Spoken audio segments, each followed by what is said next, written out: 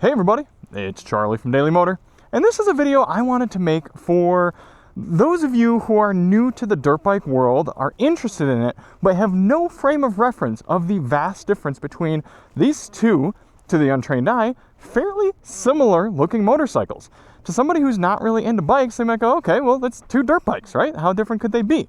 But for those of you who do know the difference, you'll know that this is a soft, approachable, benign, tame, dual sport, street legal motorcycle. And this is a hardcore, tuned up, hopped up, high performance motocross racing bike. But the interesting thing with the motorcycle world is that anyone could just waltz into their nearest power sports dealership and buy either of these and go out and ride them here in America. It's way different than if this were the automotive world, and then this would be something like maybe a Civic Si or Civic Sport, and it would cost $30,000, and this would be something like a Mustang GT350R. It's going to be much more expensive and much more obvious that it's meant for high performance duties. But full disclosure, I have not yet ridden this bike, aside from around my street and my driveway, allegedly, because I recently took this motorcycle in on a partial trade for my truck. My Super Duty is now gone, and I am the proud owner of a 2018 Yamaha YZ450F. This bike is the top of the line, top of the food chain for Yamaha's motocross offerings. And you know what? I think it's going to be a good bike for me to cut my teeth on because it has seen some love. It has clearly been down a few times. It is clearly in need of a new rear tire. And it's got about 88 hours on it, theoretically speaking. If it hasn't been ridden that hard, should be plenty fine for a Yamaha 4-stroke dirt bike. But it also could strand me on the trails. And knock on wood somewhere. That's not going to happen. But I am very curious to see what this bike is going to be like. I am not a motocross rider. I've ridden dedicated dirt bikes before, but much, much less powerful bikes than this. This one's making around 60 horsepower at the crank. It's been tested around 55 at the wheel, at least when it was new. No idea what this specific one we're riding today is going to be like, but from what I've ridden around a little bit, it is potent. And of course, the gear ratios are short. It's a 5-speed. It does have Yamaha's mapping, the ECU mapping that you can actually control from your phone. It's pretty cool. It's easy to sync up to the bike, and then you can track your maintenance and also load in different ECU maps, fueling maps. So I have this on a little bit of a tamer setting for myself because this is what I'm pretty used to. This is the Honda CRF300L. We've had it for a little while from Honda here. It's the 2024 model, and we've done plenty of videos on it. If you do want to see this bike in action, check the link below for our other coverage. But this is a happy-go-lucky old golden retriever of a bike. It's fuel injected. It's also a single cylinder, just under 300 cc's. Makes somewhere around 28 horsepower at the crank. 6-speed, street legal, soft, squishy, non-adjustable suspension. It's a fun little bike. That's what it is. That's all it is. So today we're gonna take both of them out for a little ride. I'm out here trying out a new OHV park. I think Baldy Mesa is the name of this staging area. We've got the Toyota Tundra TRD Rally that we hauled the bikes out here with.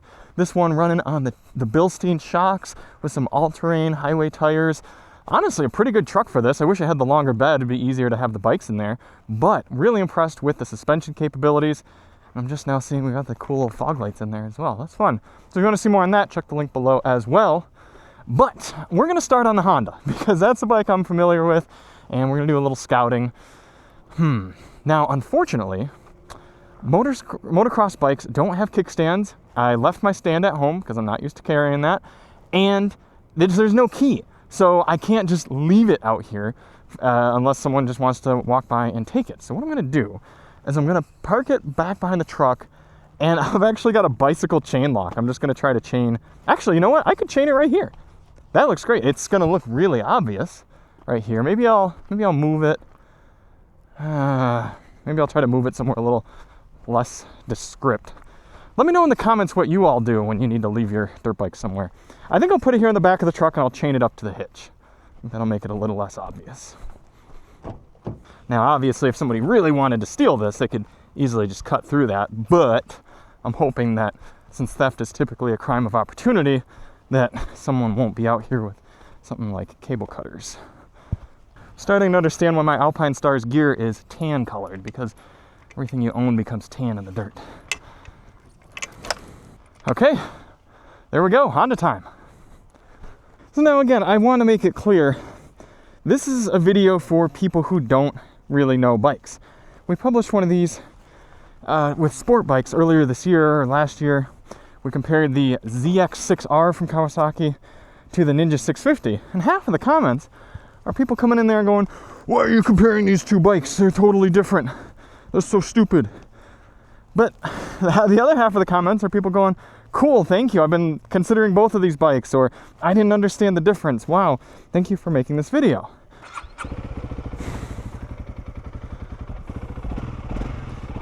So there's no reason to gatekeep and to not let people enjoy a video that's made for them. Clearly, if you're a motocross rider, you're gonna know how different these bikes are. And hey, maybe you'll come away a little impressed with what you can actually get away with doing on a little bike like the CRF300.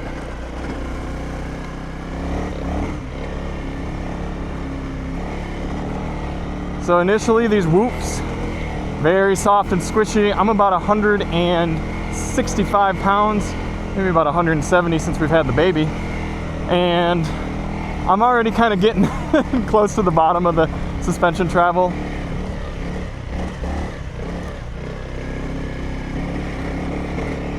We've got a tachometer. And this is a grunty little motor. You can use it down low. You can lug it a little bit. It's been a little while since I've been out on this bike. It's fun to be back out here exploring. Now I will say, if you live in an area like this, having a plated bike is hugely beneficial over something that is strictly off-road, like that YZ, because half of the trails around here are require you to have a plate. So if I really wanted to ride up here and explore around this area, I'm more limited with what I can do if I'm only running on a sticker. Whereas if I was something like this dual sport, I can ride it everywhere a car can go.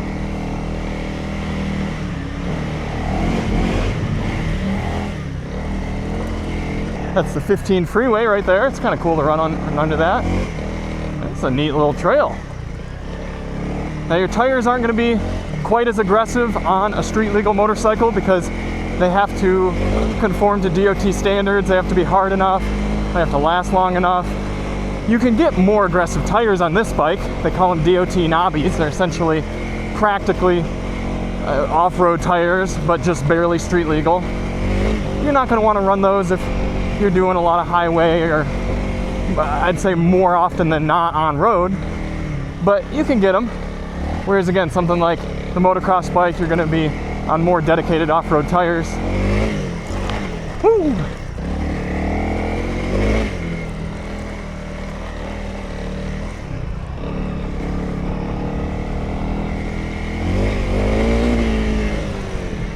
Again, big whoops like this, the whole bike's kind of traveling with me. It's like riding a big soft marshmallow. And I'm standing about 5'10". I can kind of stand upright, but the handlebars are decently low, so I'm kind of ducked down and grabbing them. Oh, Honda's doing well though. I'm sure in the hands of a professional rider, they could be whipping this pretty good, but they're going to be bottoming out that suspension. And that's kind of the conundrum with the CRF300L, is for anyone who's going to ride fast and hard, you need to upgrade the suspension on it. But then at that point, you're probably going to want to have a more powerful motor, so you're going to have to do engine mods. Then at that point, should you have just gotten a totally different bike altogether?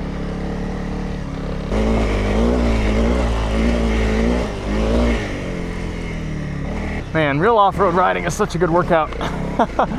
It'll really tell you when you're out of shape too. You're essentially doing a squat over every one of these big bumps.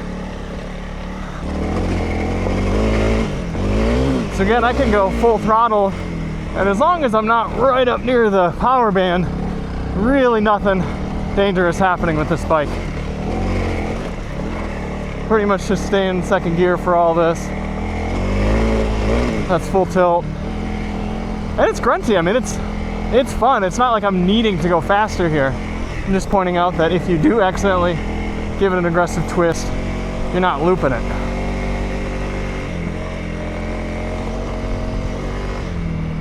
Okay, this is cool. Look at this.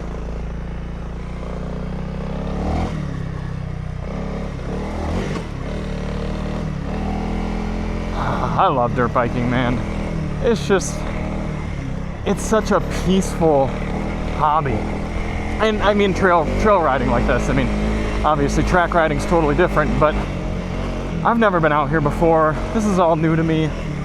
And in today's day and age of technology and demands and constant information, I find it such a useful way to disconnect and dial in and be fully engaged in something. I mean, this is requiring my full body, my full mind, everything to be paying attention, that rev match downshift, leaning my body around these corners, feeling what the motorcycle is doing and responding to it. And at the same time, taking in the atmosphere around me, seeing what's changing, the environment, remembering where I'm going. I might not have cell signal where we are right now.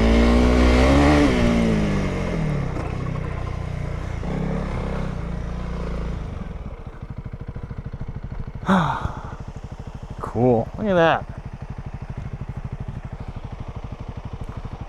And because this is a street legal bike, I've got fuel gauge. Well, I guess you don't have to have a fuel gauge street legal bike, but unlike this KLX300, I've got a fuel gauge to know I can keep riding for a while. I got the clock.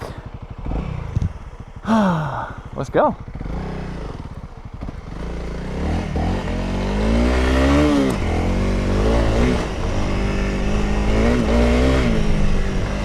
Look at that.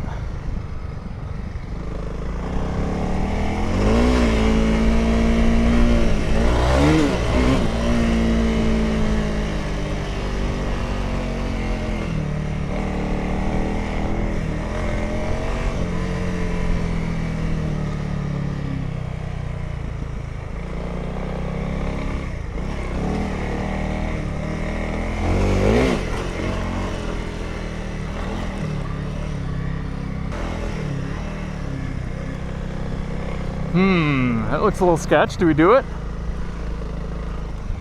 Yeah, why not? Let's go for it.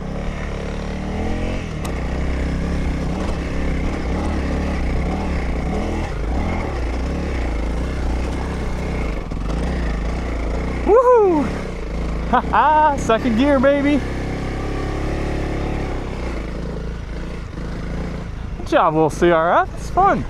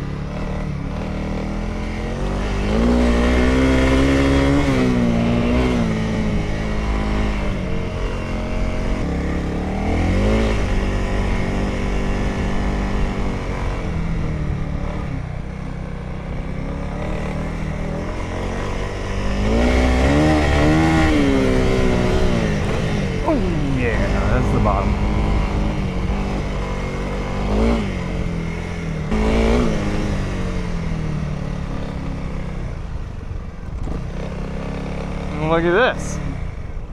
We've reached a vantage point. Whew. Well, that was fun. That's a really cool trail. I'd love to spend more time going out even further and exploring up over the hill there, over the pass, because it looks like a lot of great trails. I've heard there's a big hill that people try to dirt climb. Pretty intense, called Widowmaker or something like that. I don't think I'll be exploring that one. I don't feel like widowing Alyssa right now, but fun. I mean, the CRF, it's a little bit of work taking it around trails like this because it's heavy. It's about 310 pounds, just fairly heavy for a dirt bike compared to the 250, 260 range, I believe the YZ is. And you're just working a lot with that suspension. You're having to kind of, oh shit. Kind of having to work with the bike, carry it around some with this big soft boy suspension. Well, it looks like the other bike is still there, so that is a win. But you see, as we get back here into the staging area, look, no OHVs beyond that point, no OHVs over there, which means I could still ride the Honda and go explore those. In fact, I think I might a little bit, but can't take the Yamaha there.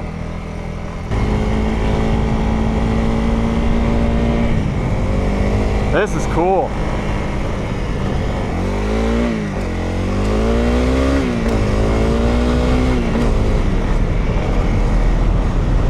So, just a few more options afforded to you with riding the dual sport. But it's time to find a flat spot to put this bike to the side, get some water, a little snack, and head out on the big boy. Here we go. These are going to be my raw first impressions on a big boy motocross bike. A well-loved and used one. You can see somebody has also had their way with the clutch lever. A little bit higher up. Still cushy though. You got that big suspension travel. Like I said, no key, just doesn't feel like our clutch comes all the way in. And there we are. This bike even has launch control. Why is it doing that? It's not like we have a kickstand.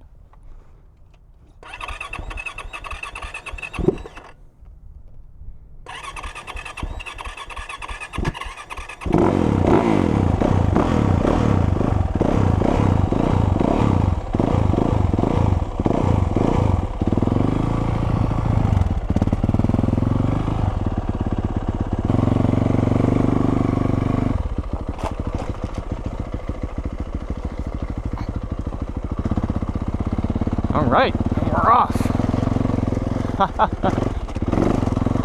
Ooh yeah, potent.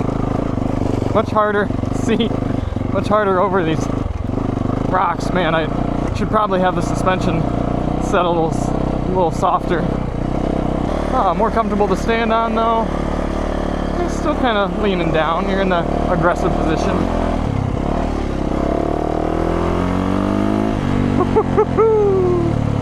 Oh, that's fun. Man, that power is just right there. Holy cow.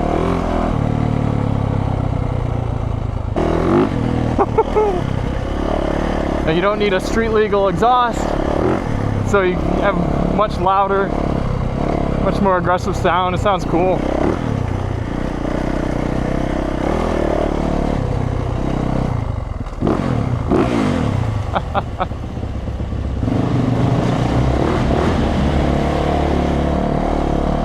Now again, for those of you who aren't in the know, this is Yamaha's top level motocross bike. They've got little kid ones, and then a 125, a 250, and then this 450. So even the 250 would be making more power than that CRF300L. It would be more than enough. It'd still be above my riding skill level and abilities. This this is as much as it gets. And for 2018, man, that's cool. For 2018, Yamaha redid this bike, changed up the motor a little bit, added a little extra power down low.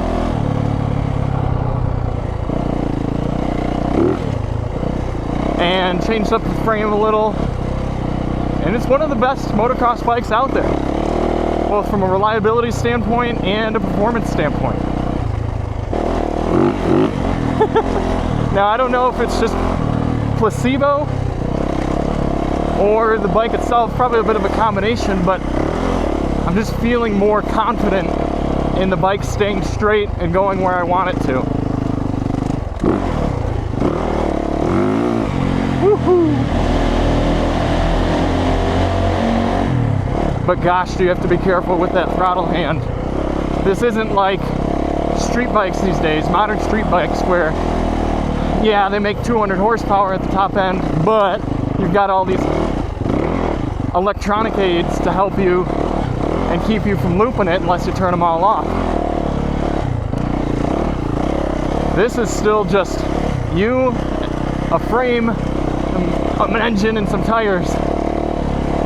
So if I want to destroy myself, I can with one twist of the wrist. And you know what? There's something kind of cool about that.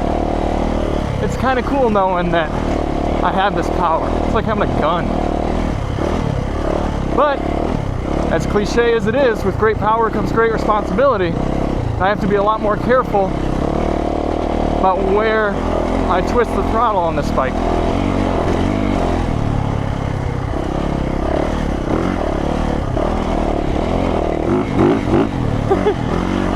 Ooh, yeah.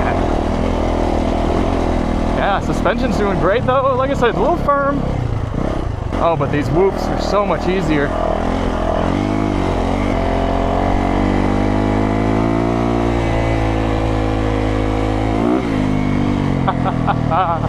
Okay.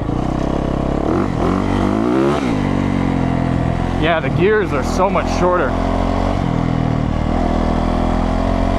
They make the WR version, or what is it, the X?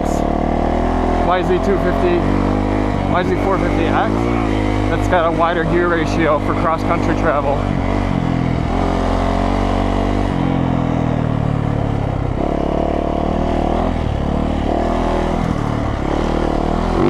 Woo!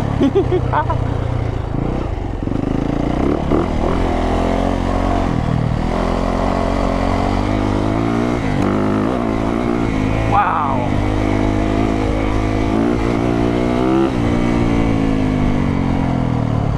Oh, these bumps that were taking it out of me before, just floating over. Ooh, yeah, even right there, I was like, oh, that's gonna be tough. Just rode it out.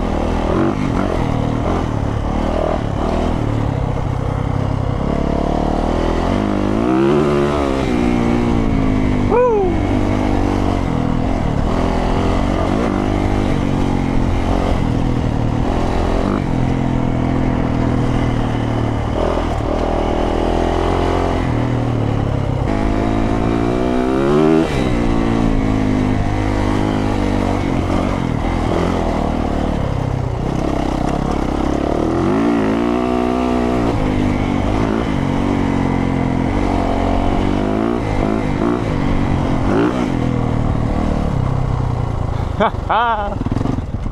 Wow, well that was fun.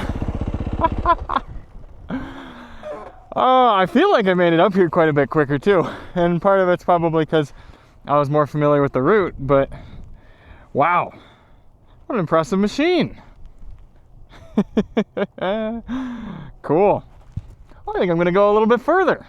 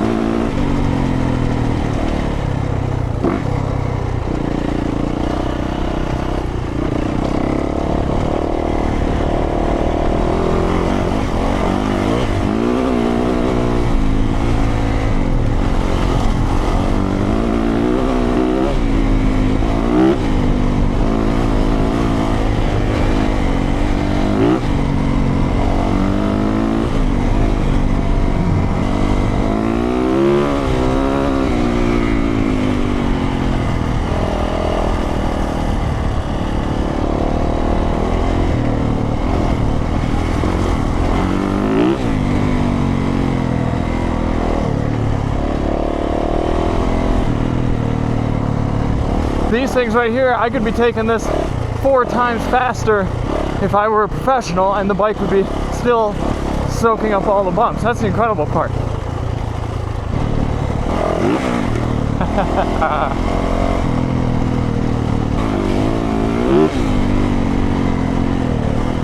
All right, made it back. One piece. Woo! What a ride. That was cool. Oh man. Tiring, but cool. So, are they incredibly different? Yes. This thing is a rocket ship or a loaded gun compared to the benign, happy-go-lucky character of the dual sport. But at the end of the day, they are both motorcycles off-road. I mean, there wasn't anything at my skill level I was or wasn't able to do on both bikes. This one just took the bigger bumps better, and then I was more nervous and also probably squeezing the handlebars a little bit tighter, and I had to be a lot more careful with my throttle hand because just the littlest bit this bike's going. I mean, it's right there, champing at the bit. And I was definitely riding harder and faster on this bike. It has the ability, and it encourages you to do so. I still had fun on that one, but I had more fun on this. Now that being said, I would have even more fun on this bike either on a track or out in the desert. That would be a really good place to open up the 450 motor. But this is cool. This is a fun experience. Yeah, and I guess if you're trying to answer the question, can I ride a 450F as kind of more of a beginner on dirt? Yeah, absolutely. If you have restraint, you totally can. Just like you can go out and get a Hayabusa as your first street bike. But there are a lot of reasons why smaller, cheaper, easier to ride bikes would be better for you. And just like for me, something like a 250 would be better. I could still barely use all the power. It'd be a little bit lighter. I'd probably have more fun with it. This is a serious machine, but an impressive one. Let's see if I can go get it put up against one of these bricks here and take the Tundra out a little bit. Seem to be starting okay now. All right, well, like I said, hopefully for somebody that was an interesting and informative video. Again, 2 bikes that, to the untrained eye, seem very similar, but from behind the handlebars, entirely different. So thank you all so much for watching. If you do want to see more on the CRF300L, check the link below. I don't know if I'll be doing anything more with the YZ450F. If you want to buy it and you're in Southern California, let me know. I'll give you a good price. But, fun experience. So thanks for watching, and we'll see you on the next one. I'm Charlie from Daily Motor, and as always, ride on.